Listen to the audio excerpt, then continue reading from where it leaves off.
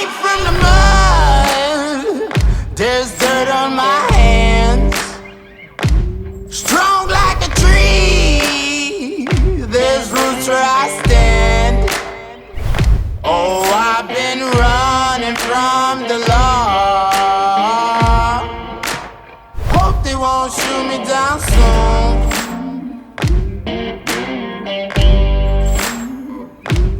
They sing on a sleepless night. Try to catch me howling out. Hi everyone, thanks for joining us to the Bothners Ministry Month sessions. With me I've got Stass here, and Stass has over 25 years of experience. If you watch one of the other previous videos, you would know that he's in the band on the Skant, and he's been in the church and the music industry for a very long time, and a huge amount of experience. He actually goes to churches and helps them set up their sound. And one of the reasons I actually wanted to get you in for this session is because about a year or so ago, you came to the store and we had this discussion about you setting up in-ear monitors at a church. And that is our topic of today, in-ear monitoring.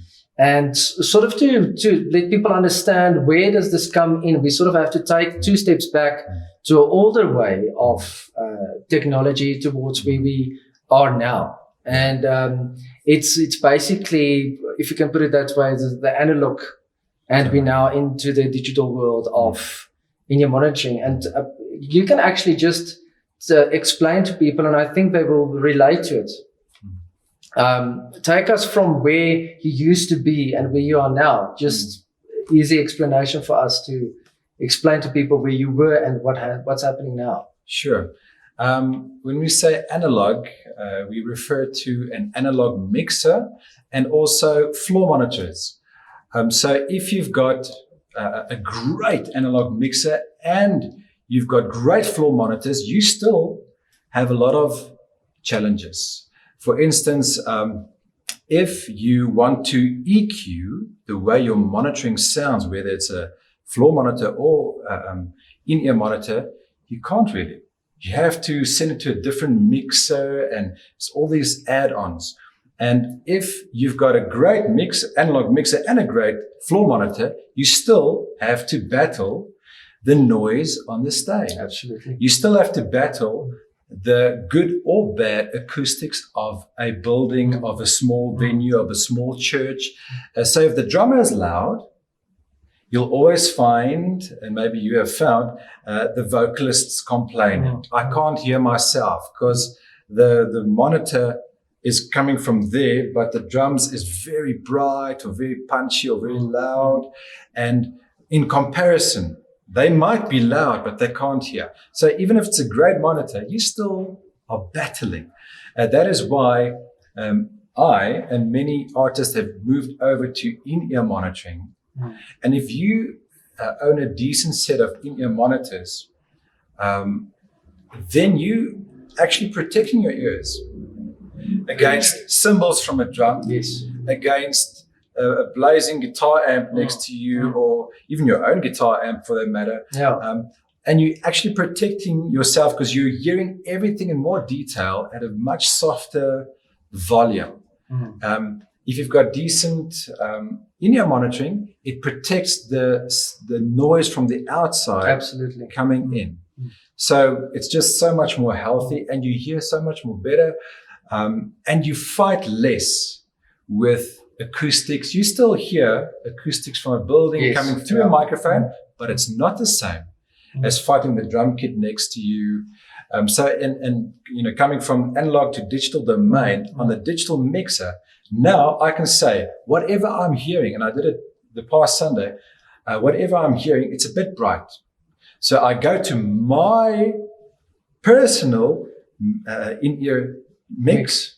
I say I lessen the tops and I add a bit of 50 hertz or 70 hertz, and suddenly you hear the drums and the bass pop in your ear and you can feel the music and it's not so bright.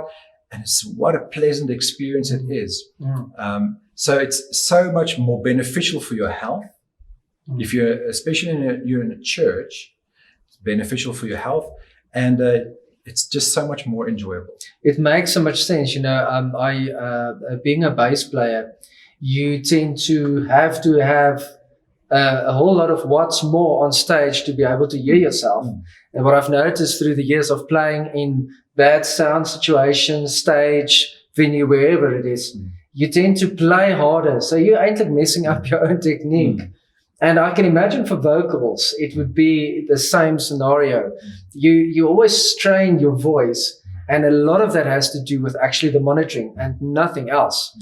And we always make the joke about the guitar. If it sounds bad, the amp's not loud enough. So it's nice to be able to control it in a way. We'll talk about amps in the next session. But so what I think would be interesting for everyone to hear is how you set up and explain to them what you can actually do on your phone these days. So in my own band, in our own church, we have a digital mixer, and which you can control by Wi-Fi, by your phone, by iPad. So when the monitor signal is sent to the stage, I've got a cordless in-ear unit. So the feed goes in there, and then I've got my pack with me. So whatever they're sending from the mixer ends up in my pack, in my ears. So now I'm sitting with my phone. I'm selecting I am mix 3, double click, it opens up the digital mixer, all the channels you can see, you flip through it, and you say, here's the drums, I want more kick drum, I want more vocals, oh, this one's a bit loud, take it down. So if you're unhappy with your mix, it's your own fault. And this way, things like sound checks is cut out, because a sound check, if it's longer than 5 minutes, you're doing it wrong. Yes. Everything is in front of you, and you can literally go up and down. And one thing about in-ears, and especially with having the control yourself, you have the ability these days with modern worship music, playing with tracks. Yes, that's that it. You need the click track. That's it. You can't do that with a floor monitor. You can't have the click count and the counting 1, 2, 3, 4. But in your ears, you have the capability to do that for guidance, and it's so much more rewarding. Definitely. That's amazing. I know what I sometimes do is I pan.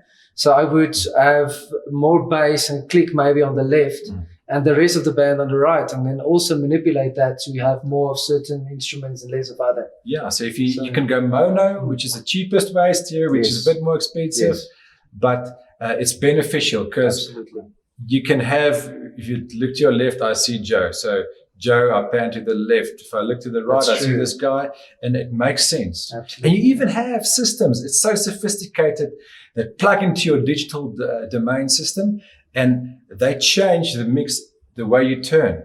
Wow. So if I look to you, you go louder. The guy behind me goes softer. If I turn to, it's the other way around. That's so if somebody does a guitar solo and you look at him, he goes louder in your ears. Yes. It's like you would experience it normally. In any case, that's a sophisticated That's brilliant. system. Yeah. I think, and then the important thing here to know is you can always start off less expensive. You can be corded. You don't have to be cordless. Yes. You can have an in-ear amplifier key with you here and plug in straight. So you don't necessarily have to do wireless, but you can, like you said earlier, it can be mono or stereo. Mono is the less expensive way to go. That is. Yeah, thanks for your time. Appreciate it. My pleasure. Very insightful. Thanks, guys, for joining.